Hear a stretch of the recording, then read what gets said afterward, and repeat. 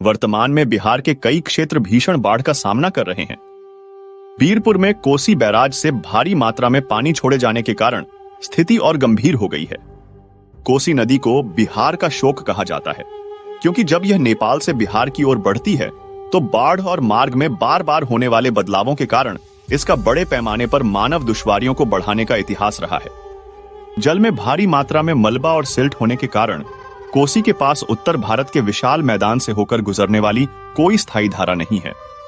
यह आमतौर पर पश्चिम दिशा में अपना रास्ता बदलने की प्रवृत्ति के लिए जानी जाती है।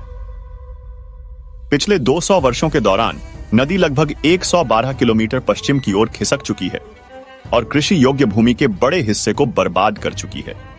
यह एक ट्रांसबाउंड्री नदी है जो चीन, नेपाल और भारत से होकर बहती है। यह गंगा की एक प्रमुख सहायक नदी है। कोसी नदी 3 धाराओं सुन कोसी, अरुण कोसी और तमूर कोसी के संगम से बनी है। इन सभी का उद्गम नेपाल और तिब्बत के हिमालयी क्षेत्र में होता है। भारत नेपाल सीमा से लगभग 30 मील उत्तर में कोसी कई प्रमुख सहायक नदियों से मिलती है और शिवालिक पहाड़ियों से होकर दक्षिण की ओर संकीर्ण चतरा गौज में बढ़ती है।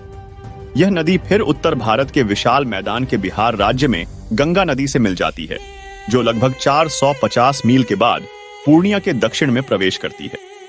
कोसी की नदी घाटी खड़े ढलानों से घिरी हुई है, जो इसे उत्तर में यारलुंग झंगबो नदी, पूर्व में महानंदा नदी, पश्चिम में गंडकी और दक्षिण में गंगा से अलग करती है।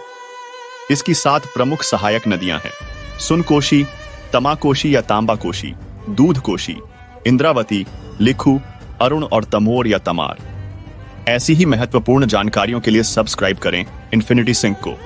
धन्यवाद।